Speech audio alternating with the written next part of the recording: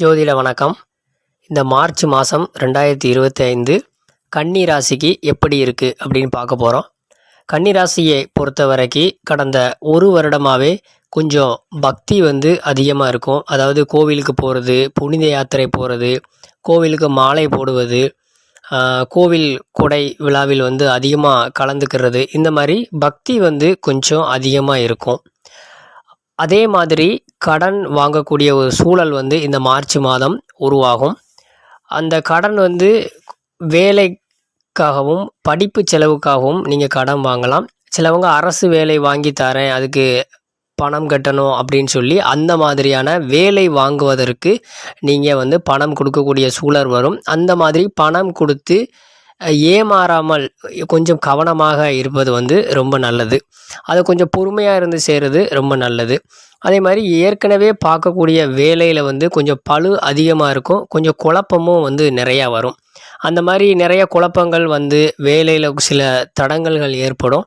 இல்லைனா வேலை நமக்கு ரொம்பவே டல்லாக இருக்கும். ஸோ அதனால் நான் கோவிலுக்கு போகிறேன், விரதம் இருக்கேன், வேலையும் கொஞ்சம் சரியில்லை, அதனால் கொஞ்சம் புனித யாத்திரை போயிட்டு வரலாம் அப்படின்னு இந்த மாதிரி கோவில்களுக்கு அலையக்கூடிய சூழல் ஏற்படும். கொஞ்சம் எதிரி, கடன், நோய் இந்த மூணுமே இருக்கும். அது அவரவர் ஜாதகத்தில் தசாபுத்தி பொறுத்து மாறுபடும். எல்லாருக்கும் இருக்குன்னு சொல்ல முடியாது. பட் கன்னிராசிக்காரங்களுக்கு சில பேருக்கு எதிரியால் தொல்லை இருக்கலாம், சில பேருக்கு கடன் அதிகமாக இருக்கலாம். நம்ம முதல்ல சொல்லியாச்சு, கடன் வாங்கக்கூடிய அமைப்பு. சிலவங்களுக்கு உடல் நலம் குறையலாம். அது சுய ஜாதகத்தோட தசாபுத்தியை பொறுத்தது. அதே மாதிரி ஆண்கள் ஏதாவது பெண்களுக்கு பணத்தை கொடுத்து ஏமாற வேண்டாம், அதுக்கான காலகட்டமும் இருக்குது. நமக்கு சம்பந்தமே இல்லாத ஒருத்தரால் பிரச்சனையினால் நீங்கள் பணத்தை கொடுத்து ஏமாறக்கூடிய சூழல் உருவானால் அதிலிருந்து நீங்கள் கொஞ்சம் தப்பித்து கொள்ளணும். அதே மாதிரி ஆண்களாக இருந்தால் பெண்களும், பெண்களாக இருந்தால் ஆணுக்கும் வேறொரு மதத்தில், நீங்கள் இருக்கக்கூடிய மதத்தை தாண்டி வேறொரு மதத்தில் காதல் ஏற்பட வாய்ப்பு உண்டு. இல்லை அப்படின்னால் உங்களுடைய இனம் சார்ந்த இல்லாமல் வேறொரு இனத்தில் காதல் செய்யவோ திருமணம் செய்யவோ அந்த மாதிரியான சூழல்லாம் இந்த மார்ச் மாதம் இருக்கிறதுனால அதில் நீங்கள் கொஞ்சம் கவனமாகவே இருக்கலாம்.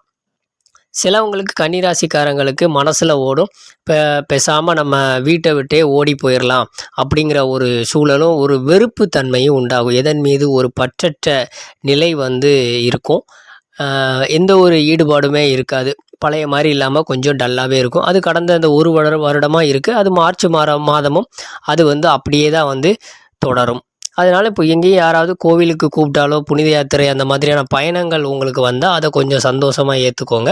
அதுக்கு கொஞ்சம் செலவுகள் இருந்தாலும் அந்த செலவுகளை நீங்கள் பொருட்படுத்தாமல் அந்த மாதிரி கோவில்களுக்கு செல்லக்கூடிய விஷயத்தை நீங்கள் செஞ்சீங்கன்னா மற்ற தவறான பாதையும் தவறான விஷயங்களும் வராமல் நம்ம பாதுகாக்கலாம். அதே மாதிரி தவறான நபரோட சேர்க்கை ஏற்பட வாய்ப்பு இருக்குது. அது நண்பர்களாக இருக்கட்டும், பெண்ணாக இருக்கலாம். அந்த மாதிரி நமக்கு சம்மந்தமே இல்லாமல் ஒரு தவறான நட்பு, தவறான சேர்க்கை உருவாகிறதுக்கு இந்த மார்ச் மாதம் வாய்ப்பு இருக்குது. அதை கொஞ்சம் தவிர்க்கிறது ரொம்ப நல்லது. அதனால் தேவையில்லாத சேர்க்கையில் போய் எதுலையாவது மாட்டிக்கொள்ளாமல் இருக்கதும் அது நீங்கள் பார்க்க வேண்டிய ஒரு இது. அதான் நட்பில் கொஞ்சம் கவனம் தேவை உங்களுக்கு. மற்றபடி கன்னிராசிக்கு பெரிய பாதிப்புகள் எதுவும் சொல்ல முடியாது. இந்த மாதிரியான சின்ன சின்ன பாதிப்புகள் தான் இருக்குது. மற்றபடி கன்னிராசிக்காரங்களுக்கு கொஞ்சம் நல்லாவே இருக்குது. உங்களோட நம்பிக்கையை பொறுத்து தான் இந்த மாதம் உங்களுக்கு நகர்ந்து செல்லக்கூடிய ஒரு மாதமாகவும் இருக்கும்.